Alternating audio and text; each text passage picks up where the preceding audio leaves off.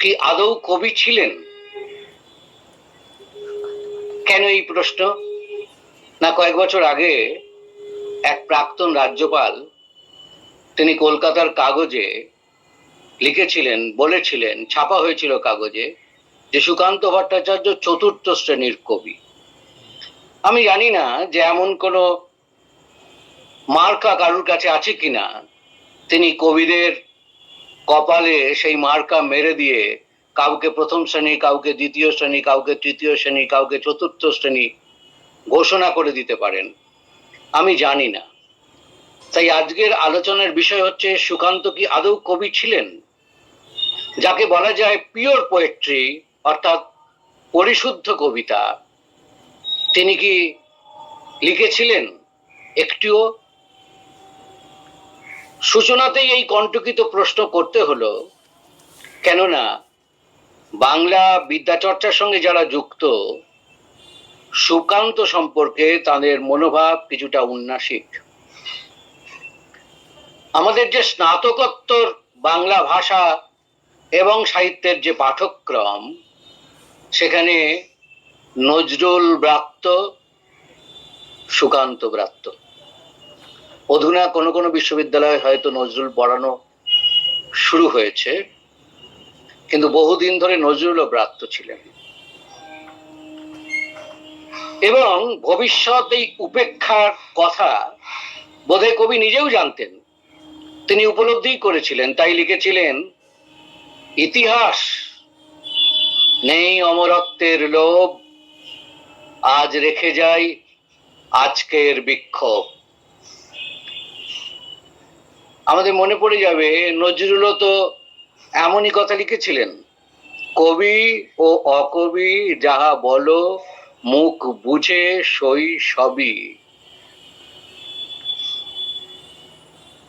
যাই হোক, এই যে আমি নজরুলের আরেকটা অংশ উদ্ধার করছি, বর্তমানের কবি আমি ভাই, ভবিষ্যতের নই নবী, কবি ও অকবি যাহা বলো, মুখ বুঝে তাই সই সবই। মেজ বৌদি রেণু দেবীকে একটি চিঠিতে সুকান্ত লিখেছিলেন, আমি যে জনতার কবি হতে চাই, জনতা বাদ দিলে আমার চলবে কেন? তাছাড়া কবির চেয়ে বড় কথা, আমি কমিউনিস্ট, কমিউনিস্টদের কাজ কারবার সব জনতা নিয়েই। এই যে জনতার কবি, আমি দুই উদ্ধৃতি চিহ্নর মাঝখানে কথাটা রাখছি, এই বাক্যাংশটা খুব লক্ষণীয়। জনতার কবি হলে কি ঠিক কবি হওয়া যায় না? সুকান্ত কি আদৌ কবি হতে পেরেছিলেন? আমাদের মনে পড়বে আধুনিক বাংলা কবিতার অভিভাবক স্থানীয় কবি বুদ্ধদেব বসুর কথা। তিনি একটি চিঠিতে আক্ষেপ করে কবিকে সাবধান করে দিয়েছিলেন, এই বলে, আমি কোটেশনের মধ্যে রাখছি, উদ্ধৃত চিহ্নের মধ্যে রাখছি, তিনি সুকান্তকে চিঠিতে লিখেছিলেন, খবুরে কাগুজে পদ্য লিখে শক্তির অপব্যয় করছো, তোমার জন্য আমার দুঃখ হয়। সুকান্তের কবিতার খাতা যেদিন প্রথম দেখেছিলেন বুদ্ধদেব বসু, তার খুব ভালো লেগেছিল, কিন্তু পরে তার মনে হয়েছে সুকান্ত তার শক্তির অপব্যয় করছে, এবং খানিকটা ব্যঙ্গ করে তিনি লিখেছিলেন, খবুরে কাগুজে, খবুরে কাগুজে পদ্য লিখে। এই বাক্যাংশটা ব্যঙ্গের। এমনকি সুকান্তের মৃত্যুর পরে বুদ্ধদেব বসু প্রায় নিদান হাঁকলেন, তিনি লিখলেন, এটাও আমি কোটেশনের মধ্যে বলছি, রাজনীতি করতে গিয়ে সুকান্ত কবি হতে পারলেন না। তাহলে এটা এলিতেলি কোনো রাজ্যপালের কথা নয়, এটা বুদ্ধদেব বসুর কথা।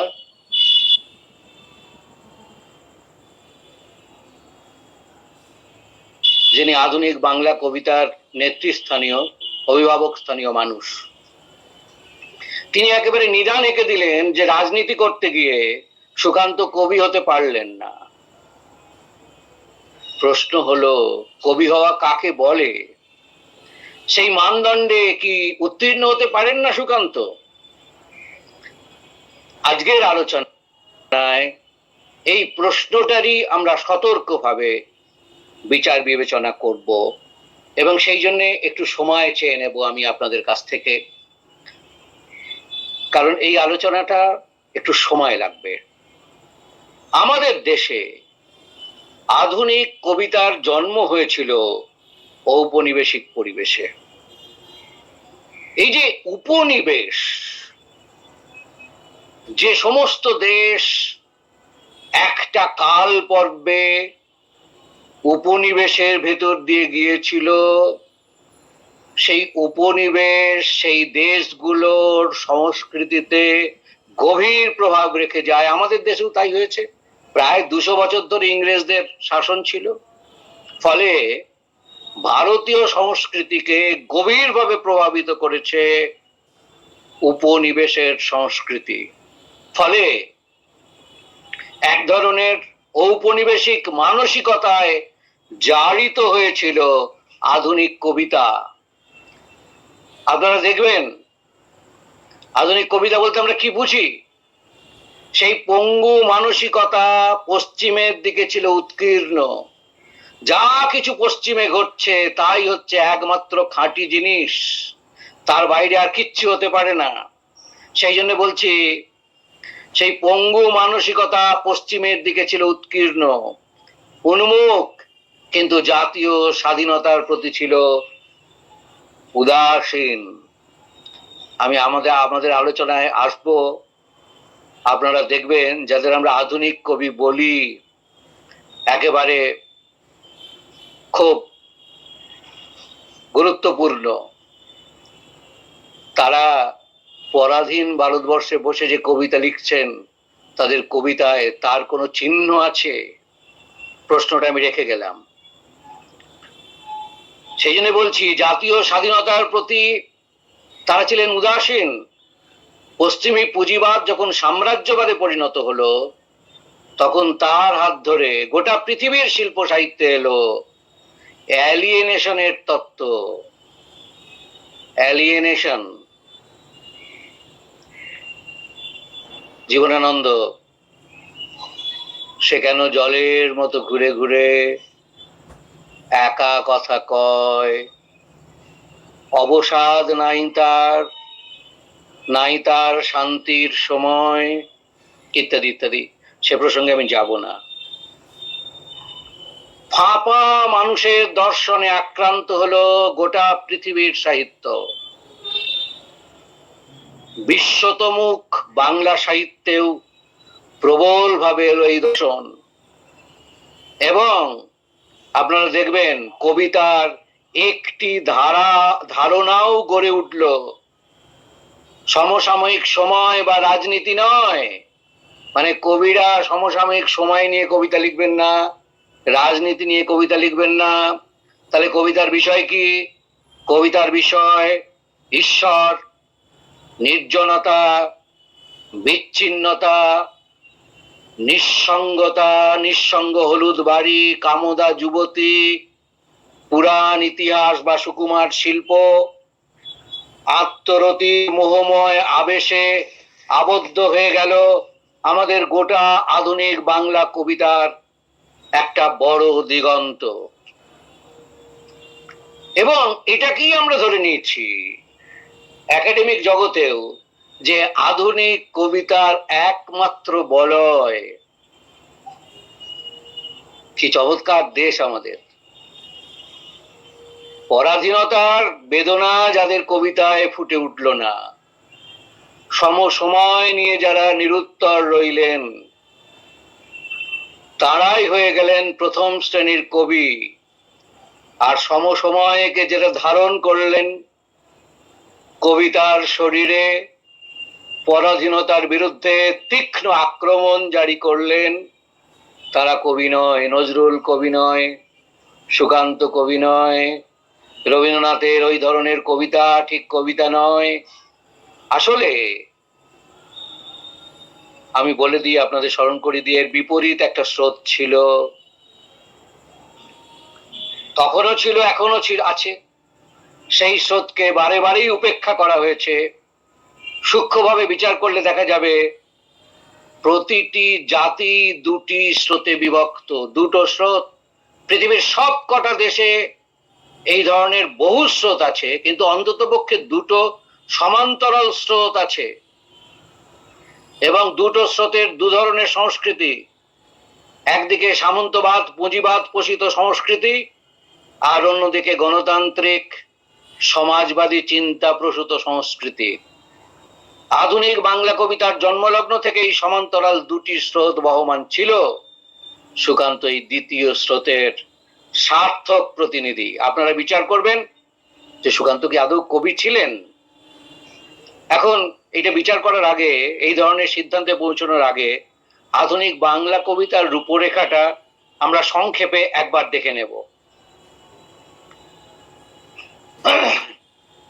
বিংশ শতকের দ্বিতীয় দশক থেকেই বাংলা কবিতায় রবীন্দ্র স্তাবকতার বিরুদ্ধে একটি প্রতিস্রোত গড়ে উঠতে শুরু করে।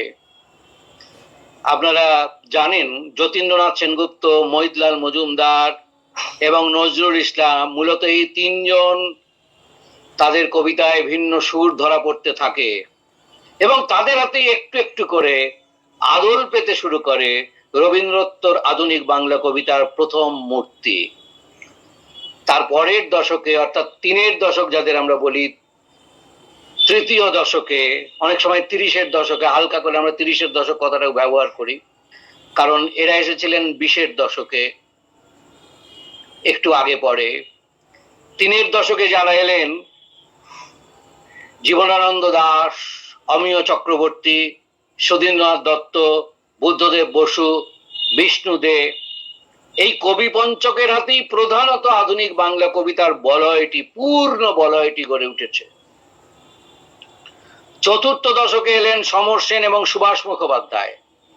ভিন্নতর সুর নিয়ে বাংলা কবিতার এই আধুনিক পর্বটিকে যদি লক্ষ্য করা যায়, তাহলে দেখা যাবে এর বহু তল, বহু রং। কোন কবি ঝুঁকলেন বিচ্ছিন্নতার নান্দনিক স্বর্গে, তার অভিপ্সিত পৃথিবী সেটাই, আমাদের কিছু বলার নেই। কোন কবি যৌন স্বাধীনতার জন্য উচ্চকণ্ঠ হলেন, কেউ কেউ আবার আঙ্গিকের খেলনায় নিশ্চিন্ত অবসর যাপন করলেন। আর একদল কবি ঝুঁকলেন সমাজতন্ত্রের দিকে, প্রথমে বিষ্ণু দে, পরে সমর সেন এবং সুভাষ মুখোপাধ্যায়। আধুনিক কবিদের পথ ছিল ভিন্ন, কিন্তু একটি জায়গায় সকলের ঐক্য ছিল, তা হলো প্রত্যেকেই নাগরিক কবি। এই যে আধুনিক কবিতার যে বলয়টার কথা আমি বললাম,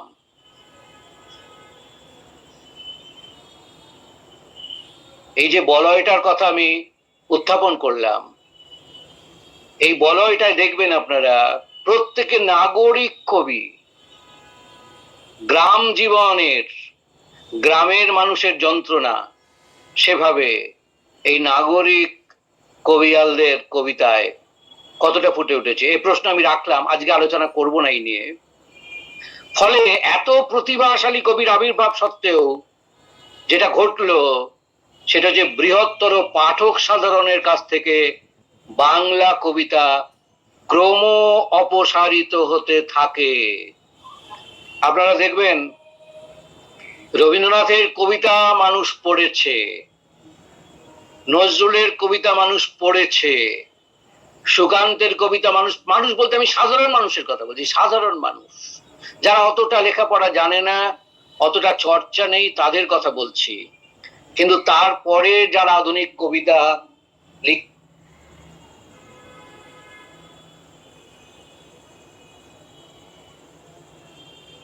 শুরু করলেন, তাদের কবিতা কতটা মানুষের কাছে পৌঁছলো।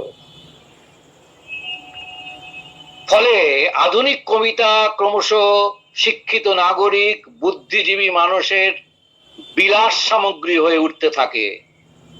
বৃহত্তর জনমানুষের সংস্পর্শ বঞ্চিত আধুনিক কবিতার মূলটা যেন শুকিয়ে যেতে থাকে। ঠিক এই পর্বে 4-এর দশকেই আবির্ভাব ঘটে সুকান্তের।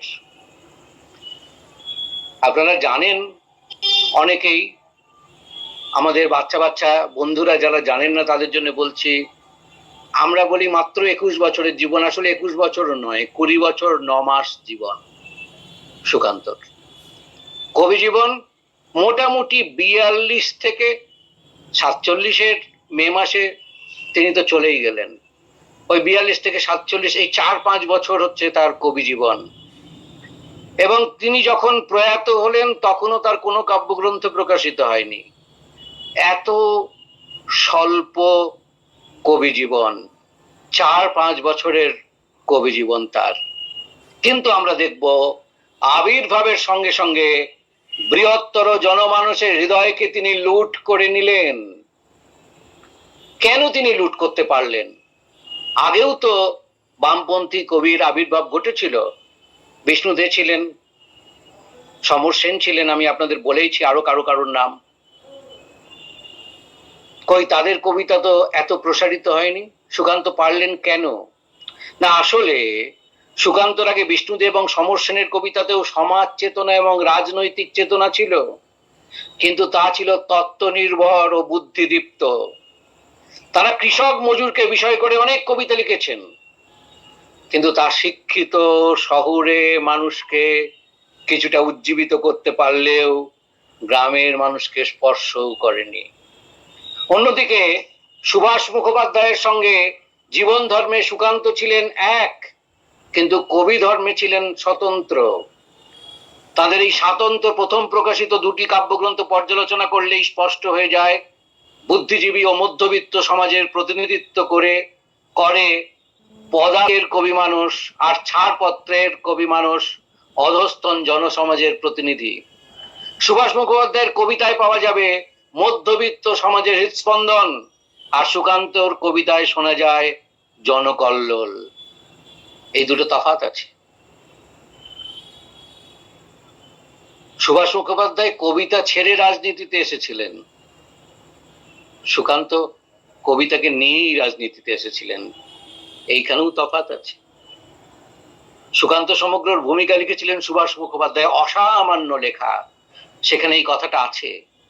সরোজ আচার্য তিনি লিখেছেন রাজনৈতিক চেতনাকে বুদ্ধিগত জ্যামিতিক ছক থেকে মুক্ত করে এনে জীবনের প্রশস্ততর ক্ষেত্রে কাব্যের সহজ উদার প্রেরণায় পরিণত করতে পেরেছিলেন সুকান্তই প্রথম।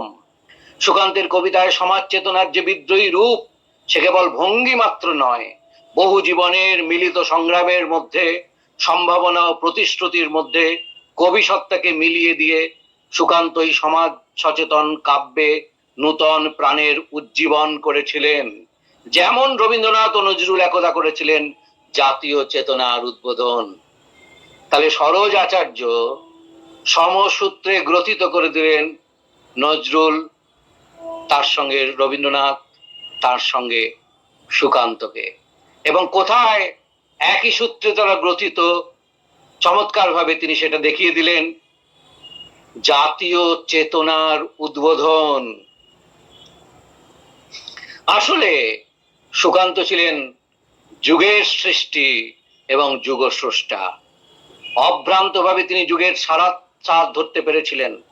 তাই যুগ প্রেক্ষাপটের সামগ্রিক ইতিহাস পর্যালোচনা না করলে সুকান্তকে এবং তার কবিতাকে সঠিকভাবে উপলব্ধি করা যাবে না। সমসময় সমাজ এবং রাজনীতির প্রতি বিশ্বস্ত থেকে তিনি অগ্রসর হয়েছেন। তার কবিতার মূল প্রেরণা রাজনীতির ঘূর্ণাবর্ত। এক অস্থির সময়ে কবি হিসেবে তার আবির্ভাব ঘটেছিল। কি সময় তখন! গোটা পৃথিবীতে ফ্যাসিবাদের পদধ্বনি জাঁকিয়ে বসেছে। ফ্যাসিবাদ শুধু পদধ্বনি নয়, জাঁকিয়ে বসেছে। একদিকে হিটলার, একদিকে মুসোলিনি, একদিকে তোজো। সেই রকম একটা পৃথিবী। দ্বিতীয় বিশ্বযুদ্ধ শুরু হয়ে গেছে।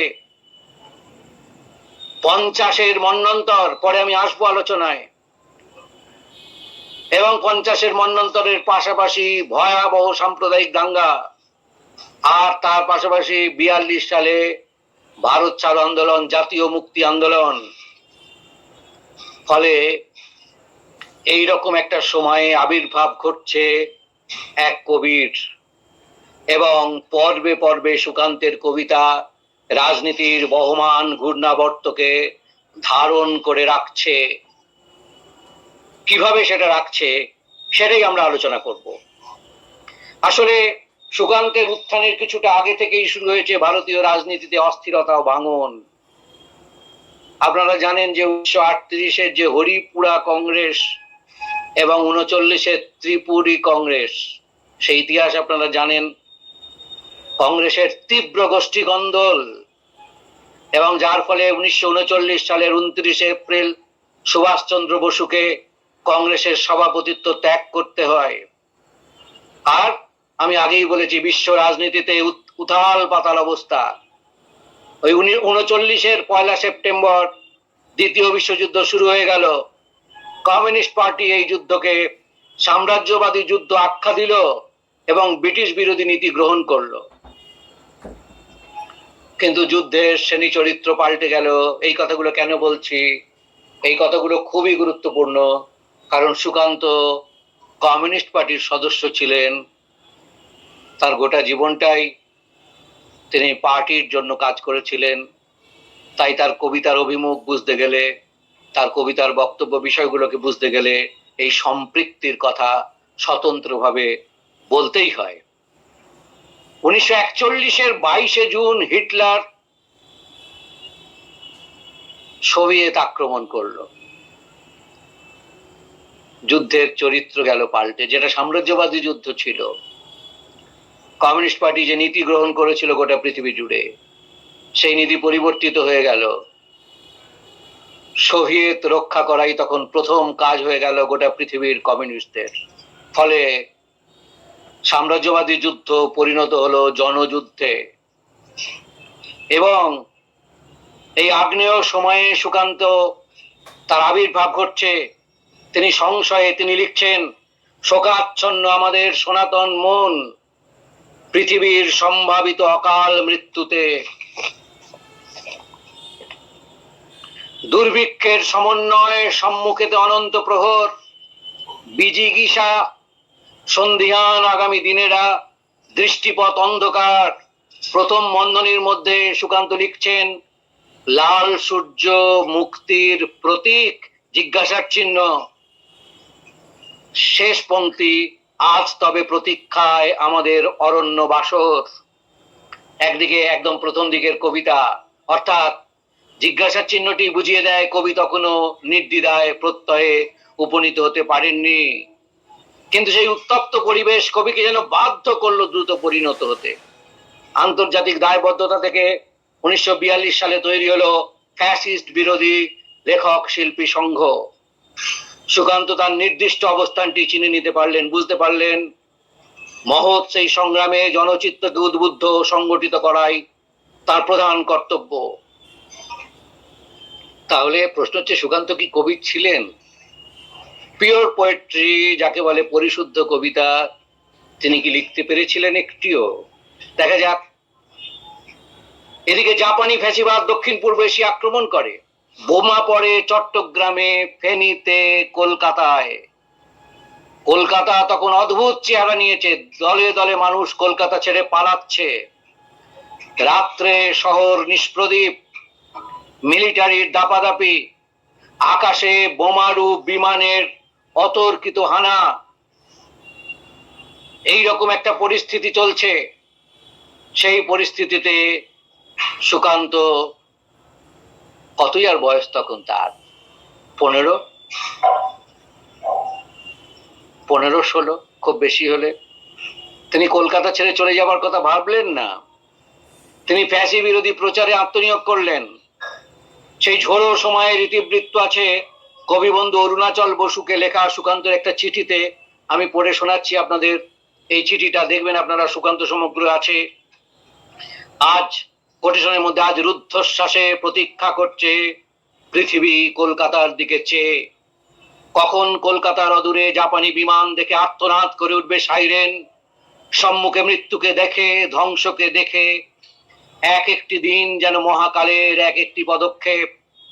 আমার দিনগুলি রোমাঞ্চিত হয়ে উঠছে বাসর ঘরের নববধূর মতো। আবার পড়ছি, আমার দিনগুলি রোমাঞ্চিত হয়ে উঠছে বাসর ঘরের নববধূর মতো এক নতুন পরিচয়ের সামীপ্যে। বাস্তবিক ভাবতে অবাক লাগে, আমার জন্ম পরিচিত কলকাতা ধীরে ধীরে তলিয়ে যাবে অপরিচয়ের গর্ভে, ধ্বংসের সমুদ্রে।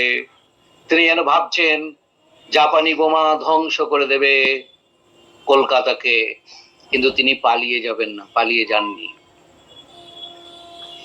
এই সময় পর্বে তিনি যুদ্ধ বিষয়ক অনেকগুলো কবিতা রচনা করেন। উল্লেখযোগ্য কবিতাগুলি হলো চট্টগ্রাম 1943, লেনিন, দিন বদলের পালা, মণিপুর, রোম 1943।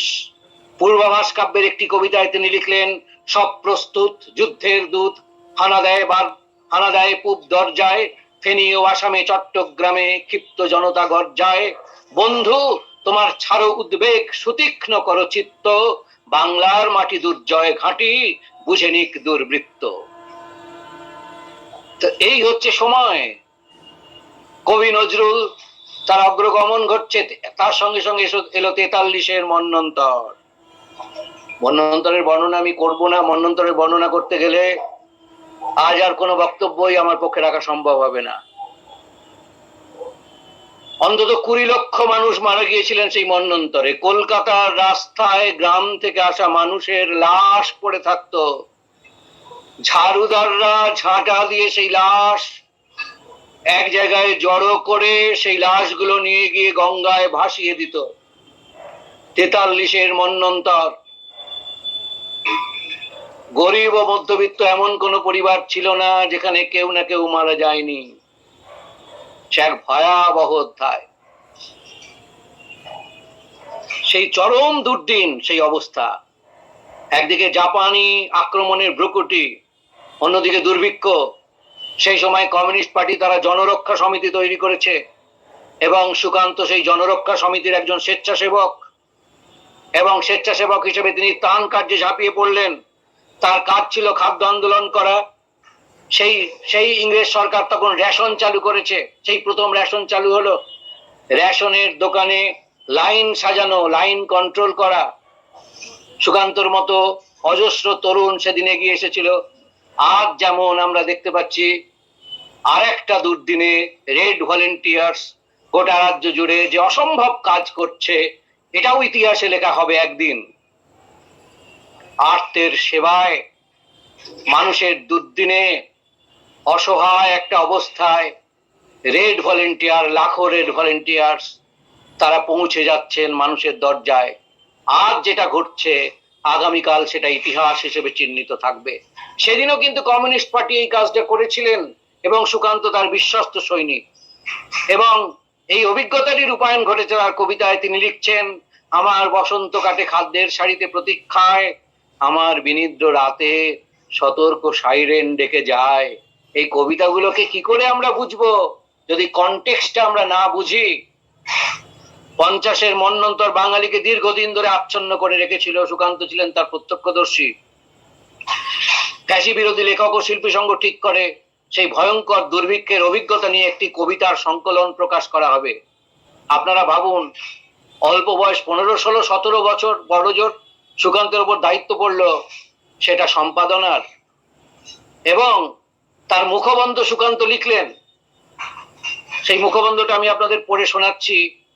1350 সম্বন্ধে কোনো বাঙালিকে কিছু বলতে যাওয়া অপচেষ্টা ছাড়া আর কি হতে পারে? কেননা 1350 কেবল ইতিহাসের একটা সাল নয়, নিজেই একটা স্বতন্ত্র ইতিহাস। সেই ইতিহাস একটা দেশ শ্মশান হয়ে যাওয়ার ইতিহাস, ঘর ভাঙা গ্রাম ছাড়ার ইতিহাস, দরে দরে কান্না আর পথে পথে মৃত্যুর ইতিহাস, আমাদের অক্ষমতার ইতিহাস। কি অপূর্ব! সেই সম্পাদকীয় সুকান্ত লিখেছিলেন আকাল নামক যে সংকলন প্রকাশিত হয়েছিল, আপনারা দেখবেন সেই আকালের সম্পাদকীয় স্তম্ভে। এবং দুর্ভিক্ষ নিয়ে তিনি কয়েকটি গল্প লিখলেন, ক্ষুধা, দুর্বোধ্য এবং দরদি কিশোর। এই অভিজ্ঞতা তাকে সৃষ্টিশীল করে তুলল। সৃষ্টি হলো অসাধারণ কয়েকটি কবিতা। এখানে আবৃত্তি হয়েছে ঐতিহাসিক এই সময়ের ফসল, বিবৃতি, বোধন রবীন্দ্রনাথের প্রতি। রবীন্দ্রনাথের প্রতি কবিতায় তিনি নিজের অবস্থান জানালেন, আমি এক দুর্ভিক্ষের কবি, প্রত্যহ দুঃস্বপ্ন দেখি, মৃত্যুর সুস্পষ্ট প্রতিচ্ছবি। দুর্ভিক্ষ যারা সৃষ্টি করলো তিনি তাদের প্রতি উচ্চারণ করলেন তীব্রতম ঘৃণা। কালোবাজারি মজুদদারদের সতর্ক করে দিয়ে তিনি লিখলেন, আদিম হিংস্র মানবিকতার যদি আমি কেউ হই, স্বজন হারানো শ্মশানে তোদের চিতা আমি তুলবই। এগুলো কি কবিতা? এগুলো কি কবিতা নয়? আপনারা বিচার করবেন কোনটা কবিতা কোনটা না কবিতা। এতদিনে ইতিহাসের অভ্রান্ত গতিপথ চিনে ফেলেছেন কবি। তিনি বুঝতে পেরেছেন মুক্তি হলো লক্ষ্য। সেই মুক্তিতে পৌঁছানোর উপায় তিনি লিখছেন, রক্তে আনো লাল, রাত্রির গভীর বৃন্ত থেকে ছিঁড়ে আনো ফুটন্ত সকাল। এখন প্রশ্ন হলো, সুকান্ত কি ঠিক কবি ছিলেন? যাকে বলা যায় পিওর পোয়েট্রি, পরিশুদ্ধ কবিতা, তাকে তিনি লিখেছিলেন একটাও? দেখা যাক। সময়ের দায় বহন করতে হয়েছে যে কবিকে, শুদ্ধতম কবি হওয়ার কোনো আকাঙ্ক্ষা বোধহয় তার ছিল না। তাই মন্বন্তরের পরের বছর তার মন জুড়ে ছিল কৃষক জনগণ। আপনারা যারা নবান্ন নাটক পড়েছেন বা নবান্নর কাহিনী জানেন, দলে দলে মানুষ গ্রাম ছেড়ে শহরে ভিড় করছে একটুখানি ফ্যানের জন্য। অথচ আরেকটা বছর এসেছে, ফলে কৃষক সমাজ যদি ঘুরে না দাঁড়ায় বাংলা বাঁচবে না। তাই আমরা দেখব দুর্ভিক্ষে পঙ্গু হয়ে যাওয়া কৃষক সমাজকে জাগানোর কাজে তিনি আত্মনিয়োগ করলেন। নবান্ন নাটকে যেটা ঘটেছিল সুকান্ত তাই করলেন।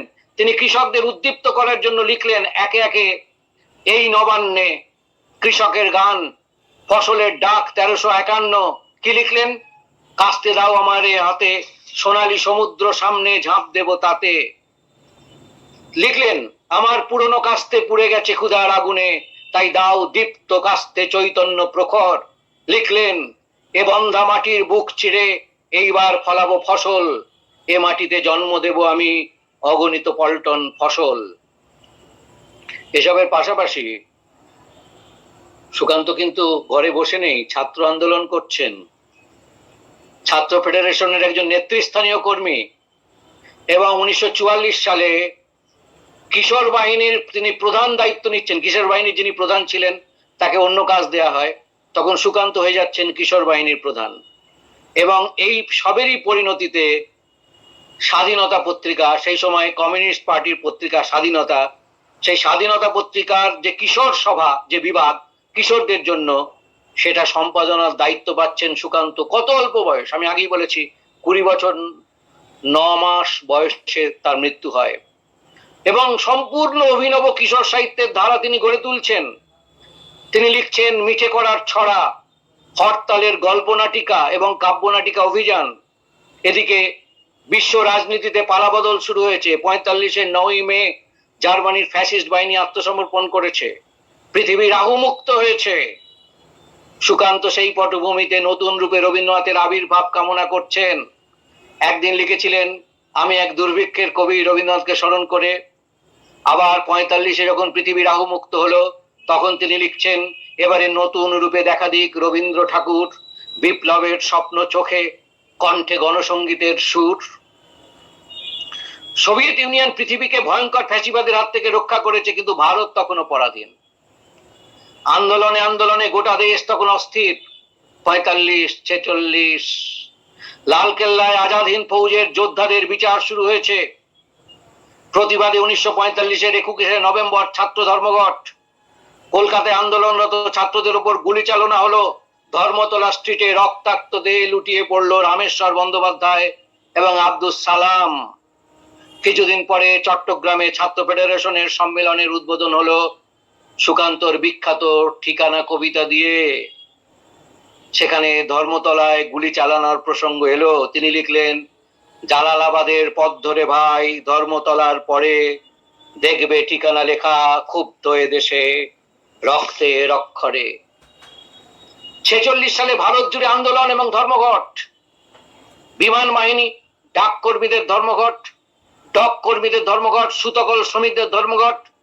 কলকাতা ইঞ্জিনিয়ারিং কারখানায় ধর্মঘট, খিদিরপুরের ব্রেথওয়েট কারখানায় ধর্মঘট, সারা দেশ উত্তাল। আমি একটা পরিসংখ্যান দিচ্ছি, সুকোমল সেনের বইয়ে এই পরিসংখ্যান আছে। 46 সালে 1629টি ধর্মঘট অনুষ্ঠিত হয় এবং 19,61,948 জন শ্রমিক তাতে অংশগ্রহণ করেন এবং 1,27,17,762টি শ্রম দিবস নষ্ট হয়। কেন এটার উল্লেখ করলাম? আসলে এইটার উল্লেখ না করলে আপনারা বুঝতে পারবেন না সুকান্তর একটি কবিতার ব্যাখ্যা। বলি আমি, 11ই ফেব্রুয়ারি রশিদ আলী দিবস।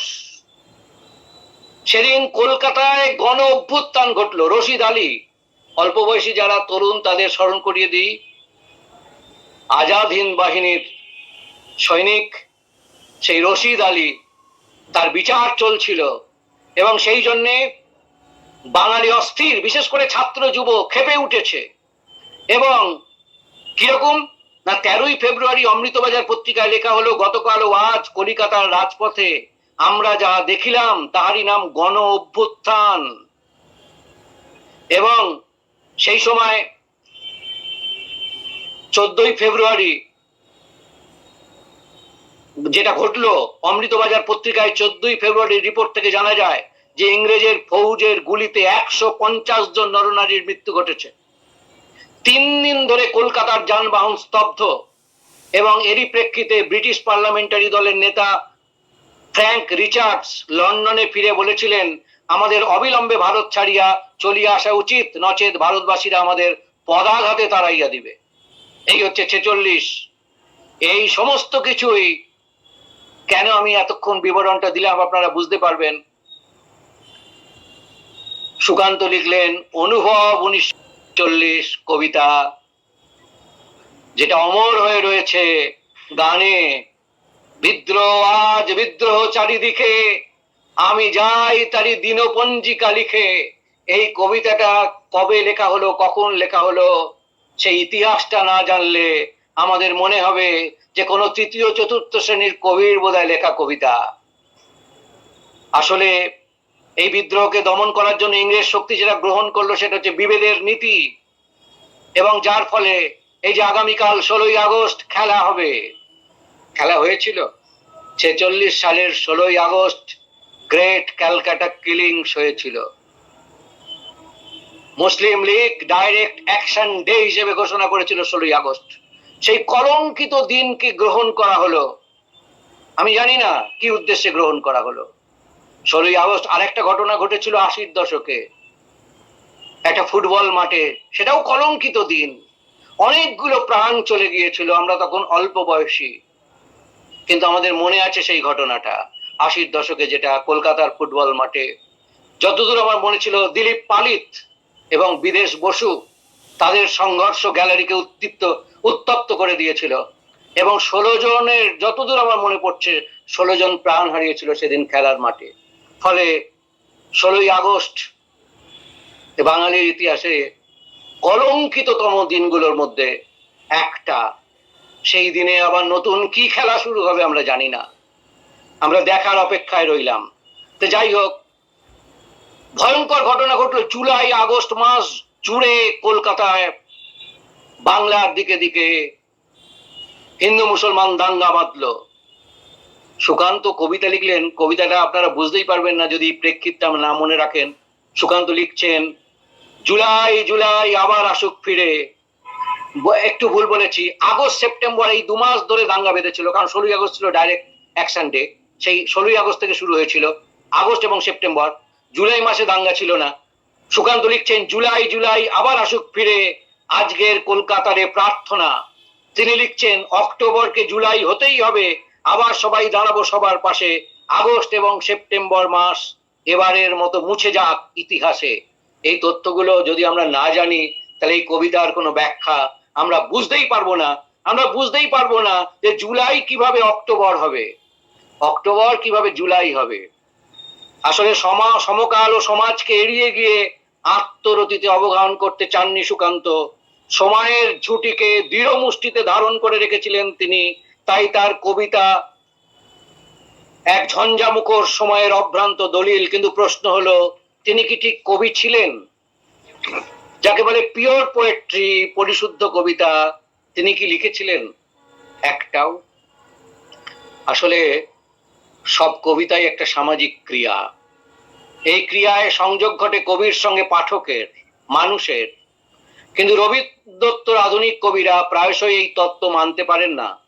তাদের কবিতা হয়ে উঠেছে ব্যক্তিমুখী। ফলে বাংলা কবিতা তার উৎসমূল থেকেই বিচ্ছিন্ন হয়ে গেছে। বৃহত্তর পাঠক সমাজের সঙ্গে তার সম্পর্ক গড়ে ওঠেনি। রবীন্দ্রনাথ এবং নজরুল ইসলামের পরে সাধারণ মানুষের আবেগকে স্পর্শ করতে পেরেছিলেন একমাত্র সুকান্ত। সংক্ষিপ্ত রচনায় সুকান্তর মূল্যায়ন করতে গিয়ে তারাশঙ্কর বন্দ্যোপাধ্যায় লিখেছিলেন, লেখক তারাশঙ্কর। তাকে কি আপনারা লেখক বলে মনে করেন? কেমন লেখক বলে মনে করেন? চতুর্থ শ্রেণীর, তৃতীয় শ্রেণীর, না প্রথম শ্রেণীর? সেই তারাশঙ্কর লিখেছেন, সাধারণ মানুষের প্রাণের গ্লানি সহজ মর্যাদায় প্রথম বাংময় হয়ে উঠেছে সুকান্তের কাব্যে। সাধারণ মানুষের জীবনকে সমবেদনায় অন্তর্দৃষ্টিতে দেখবার যে শক্তি সুকান্তের কাব্যের প্রতি ছত্রে অনুরণিত হয়ে উঠেছে, সে শক্তি সুকান্ত লাইব্রেরি বিহারিণী সরস্বতীর কাছে পায়নি। সে শক্তি সুকান্ত লাভ করেছিলেন জীবনের পাঠশালায়, যার অধিষ্ঠান মাঠে, গ্রামে, বস্তিতে, মিলে, রাজপথে। সুকান্ত ঠিক কবি ছিলেন? কি মনে হয় আপনাদের? সুকান্ত সাম্যবাদে বিশ্বাসী, কমিটেড কবি। ভাষা, ছন্দ, আঙ্গিকের দিক থেকে পরিণতির একটা সুস্পষ্ট আভাস তার অল্প বয়সের কবিতাতেই ধরা পড়ছিল। তিনি জন্ম নিয়েছিলেন প্রথম বিশ্বযুদ্ধোত্তর পৃথিবীতে। তার কৈশোরের দিনগুলিতে ঘটেছে দ্বিতীয় বিশ্বযুদ্ধ। তিনি জন্মেই দেখেছেন ক্ষুব্ধ স্বদেশ ভূমি। তাই তার কবিতার ভাষা কিছুটা চড়া ধাতের। তার অধিকাংশ কবিতাই রাজনৈতিক বক্তব্য সমন্বিত। শোষক শোষিতের সম্পর্ক তার কবিতার রেকারেন্ট থিম। তাই যে শব্দগুলো তার কবিতায় পুনরাবৃত্ত হয় সেটা হচ্ছে মিছিল, বিদ্রোহ, শপথ, রক্ত। তার কবিতা অনাগত ভবিষ্যতের সুখ স্বপ্নে বিভোর, নতুন দিনের প্রত্যাশায় উজ্জ্বল। রক্তে আনো লাল, রাত্রির গভীর বৃন্ত থেকে ফুটে আনো, ছিঁড়ে আনো ফুটন্ত সকাল। মিলিত ক্ষত পায়ের রক্ত গড়ে লাল পথ, তাই তো লক্ষ্য মুঠিতে ব্যক্ত দৃঢ় অভিমত। সংহত বাক্যে, সংযত ভাব কল্পনায়, দৃঢ় সংকল্প ঘোষণায় এবং ব্যঞ্জনাগর্ভ পংক্তি রচনায় তিনি অনবদ্য। আমি তার প্রবাদে পরিণত হয়ে যাওয়া কয়েকটা পংক্তির উল্লেখ করছি মাত্র আপনাদের কাছে। এ বিশ্বকে এ শিশুর বাসযোগ্য করে যাব আমি, এটা আজকে প্রবাদ। কিংবা কয়েকটা পয়সায় কেনা হে কলম তুমি কৃতদাস। কিংবা শোষক আর শাসকের নিষ্ঠুর একতার বিরুদ্ধে একত্রিত হোক আমাদের সংহতি। কিংবা আরেকটা পংক্তি আমি বলি, অরণ্যের মর্মর ধ্বনিতে আছে আন্দোলনের ভাষা। সুকান্ত কি ঠিক কবি ছিলেন? সতর্ক পাঠকের চোখে পড়বে যে সুকান্তর কবিতা একটি অনিবার্য পালা বদলের দিকে এগোচ্ছিল। ধীরে ধীরে নতুনতর আঙ্গিকের ব্যবহার করছিল তার কবিতায়। সে কবিতা কিছুটা আত্মমগ্ন, রূপক ধর্মী। লেখা হচ্ছিল সিগারেট, সিঁড়ি, আগ্নেয়গিরি, দেশলাই কাঠি, চিল, কলম প্রভৃতি কবিতা। রবীন্দ্র দত্তর বাংলা কবিতায় এই ধরনের রূপক ব্যবহারে তিনি অনন্য। সিগারেট বা দেশলাই কাঠি যে রূপক হিসেবে ব্যবহৃত হতে পারে তৎকালীন সময়ে কেউ ভাবতেও পারেননি। শোষক শোষিতের চিরন্তন সম্পর্ককে এই সমস্ত রূপকের মধ্য দিয়ে উজ্জ্বল করে তুলেছিলেন তিনি। পরবর্তী স্তরে আমরা দেখব রূপকের মধ্যে আটকে না থেকে তিনি প্রতীক ধর্মিতার দিকে এগোচ্ছিলেন। সৃষ্টি হয়েছে অসাধারণ কয়েকটা কবিতা। উদাহরণ হিসেবে চারাগাছ, একটি মোরগের কাহিনী, প্রার্থী, এইসব কবিতার উল্লেখ করা যায়। প্রতীকের অসাধারণ ব্যবহারে উজ্জ্বল এই কবিতাগুলি বাংলা কবিতার সম্পদ, স্থায়ী সম্পদ। আপনারা সুকান্তকে কবি বলে মনে করেন কিনা আমি জানি না। স্থায়ী সম্পদ বাংলা কবিতায়। প্রার্থী কবিতায় কবি সূর্যের কাছে রাস্তার ধারের এক উলঙ্গ শিশুর জন্য উত্তাপ প্রার্থনা করছেন। এ সূর্য, তুমি আমাদের স্যাঁতে ভিজে ঘরে উত্তাপ আর আলো দিও, আর উত্তাপ দিও রাস্তার ধারের ওই উলঙ্গ ছেলেটাকে। আসলে পুঁজিবাদ ক্ষুধার্ত মানুষকে কিভাবে খাদ্যবস্তুতে রূপান্তরিত করে দেয় তার এক মর্মন্তুদ কাহিনী একটি মোরগের কাহিনী। দরিদ্র মানুষের প্রতি সীমাহীন দরদের উষ্ণ স্পর্শ, রানার কবিতা, মহৎ সৃষ্টি। আমরা ভুলে যাব রানার কবিতা। আমরা যখন হেমন্তের কণ্ঠে গান হয়ে উঠতে দেখি তাকে, আমরা ভুলে যাব সেই রানারকে। শব্দ সম্পদের সুচারু ব্যবহারে, ছন্দের বৈচিত্র্যে, ভাব গভীরতায় অনন্য এই কবিতা সমগ্র বাংলা সাহিত্যে দোষহীন। সুকান্ত কবিতার উপাদান হিসেবে যে রূপক ও প্রতীক ব্যবহার করেছেন সেগুলো জীবন থেকে তুলে নেওয়া। প্রতীকের সন্ধানে তাকে দেশি বিদেশি পুরাণ এই সমস্ত জায়গায় বিহার করতে হয়নি। চিন্তার দুর্গতা দিয়ে নিজের মুখ তিনি ঢেকে রাখেননি। প্রকাশভঙ্গির সারল্যে তার কবিতা প্রকৃত অর্থেই সর্বত্রগামী হয়ে উঠতে পেরেছিল। এ কারণেই অনেকেই রবীন্দ্রনাথ যে কবিতাটায় বলেছিলেন একবার যে আমি সর্বত্রগামী হতে পারিনি, তার যে আক্ষেপ অনেকেই মনে করেন সেই আকাঙ্ক্ষা চরিতার্থতা পেয়েছিল সুকান্তের মধ্যে। এক অশান্ত সময়ের যথার্থ বাণিকার সুকান্ত চারের দশকের সমস্ত সংকট এবং সমস্যাকে তিনি ধারণ করে রেখেছিলেন। তাই একটি প্রতিবাদী কণ্ঠস্বর সবসময় তার কবিতায় আমরা আবর্তিত হতে দেখি। কিন্তু যেখানে বিদ্রোহ নেই সেখানে কি তিনি ব্যর্থ? আমি একটা দৃষ্টান্ত দিই। এখানে বৃষ্টি মুখর লাজুক গায়ে এসে থেমে গেছে ব্যস্ত ঘড়ির কাঁটা। সবুজ মাঠেরা পথ দেয় পায়ে পায়ে, পথ নেই তবু এখানে যে পথ হাঁটা। এই নিভৃত রোমান্টিক কণ্ঠস্বর তো তাঁর। অন্য সুকান্তর নির্ভুল পরিচয়বাহী। রণক্লান্ত সৈনিকের নিঃসঙ্গ যন্ত্রণার অপরূপ প্রকাশ আমরা দেখতে পাই প্রিয়তমাশু কবিতায়। একক সৈনিকের গভীর আরতিকে ধারণ করে রেখেছে কবিতার শেষ চার পংক্তি। আমি যেন সেই বাতিওয়ালা যে সন্ধ্যায় রাজপথে পথে বাতি জ্বালিয়ে ফেরে, অথচ নিজের ঘরে নেই যার বাতি জ্বালার সামর্থ্য, নিজের ঘরেই জমে থাকে দুঃসহ অন্ধকার। এই ধরনেরই এক অনন্য দৃষ্টান্ত ঐতিহাসিক কবিতার শেষ চার পংক্তি। আর মনে করো আকাশে আছে এক ধ্রুব নক্ষত্র, নদীর ধারায় আছে গতির নির্দেশ, অরণ্যের মর্মধ্বনিতে আছে আন্দোলনের ভাষা, আর আছে পৃথিবীর চিরকালের আবর্তন। জগদীশ ভট্টাচার্য, আপনারা কেউ কেউ হয়তো তাকে চেনেন, সবাই চেনেন না, তাদের জন্য বলছি, বিখ্যাত সমালোচক, অধ্যাপক, অধ্যক্ষ ছিলেন, বিখ্যাত রবীন্দ্র সমালোচক। তার অমর সৃষ্টি কবি মানসী, অসাধারণ ব্যাখ্যা রবীন্দ্র কবিতার, রবীন্দ্র জীবনের। সেই জগদীশ ভট্টাচার্য তিনি লিখেছেন আকাশের ধ্রুব নক্ষত্র, নদীর গতিশীলতা, অরণ্যের মর্মধ্বনি আর পৃথিবীর চিরকালের আবর্তন যাকে প্রেরণা দেয়, তিনি চিরকেলে কবিদেরই একজন। তাহলে জগদীশ ভট্টাচার্যের মন্তব্যকে কি আপনারা মেনে নেবেন? সুকান্ত কি ঠিক কবি ছিলেন? যাকে বলা যায় পিওর পোয়েট্রি, পরিশুদ্ধ কবিতা, তিনি কি লিখেছিলেন একটাও? এ প্রসঙ্গে 50-এর দশকের অন্য ধারার কবি অমিতাভ দাশগুপ্তর মোহ ও মোহভঙ্গের অকপট বিবরণটি আমাদের ভাবায়। জীবনের প্রথম পর্বে তিনি ছিলেন সুকান্তর কবিতায় মুগ্ধ, কিন্তু একটু বড় বয়সে তিনি আর সুকান্তকে কবি বলে মেনে নিতে পারছিলেন না। এমনকি তখন সুকান্তকে তার অকবি বলে মনে হচ্ছিল। আবার প্রৌঢ়ত্বের কাছাকাছি পৌঁছে তিনি সুকান্তকে নতুন করে আবিষ্কার করলেন তার অননুকরণীয় ভাষায়। আমি এটা কোটেশনের মধ্যে আপনাদের বলছি, এটা বলেই আমি শেষ করব আমার বক্তব্য। তিনি লিখছেন, বাংলার হাজার হাজার লড়াকু কিষানদের ঘরের একটি ছেলেও আমাদের কবিতা পড়েনি। কুলি দাউরায়, শ্রমিকের মহল্লায় মহল্লায়, সারিতে সারিতে একটি বারের জন্য আমাদের কবিতা প্রতিবেশীর মতো জীবনে, হরতালে, লড়াইয়ে অনিবার্য ঘনিষ্ঠ হয়ে ওঠেনি। শহরের বুদ্ধিদীপ্ত সংগ্রামী তরুণরা ভুলক্রমেও আমাদের কবিতার অন্তত একটি পংক্তি নিয়েও পোস্টার তৈরি করেনি।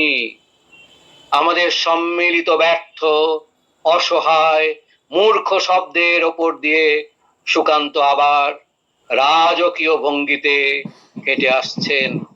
সুকান্তের চিলের মতোই তীব্র লোভ আর ছো মারার দস্যু প্রকৃতির পরম ব্যর্থতার শেষে আমরা সময়ের নিষ্ঠুর ফুটপাতে নালা নর্দমায় মুখ গুঁজে পড়ে আছি।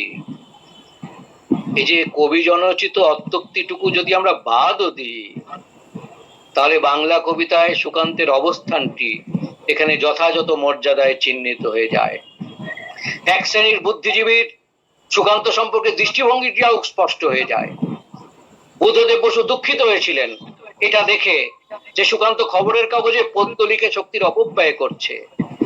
তার বিশ্বাস মতো তিনি মনে করেছিলেন যে সুকান্ত কবি হতে পারেননি।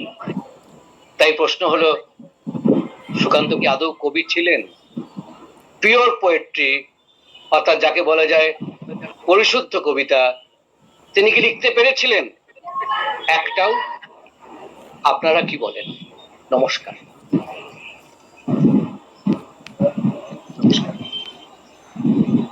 অসাধারণ।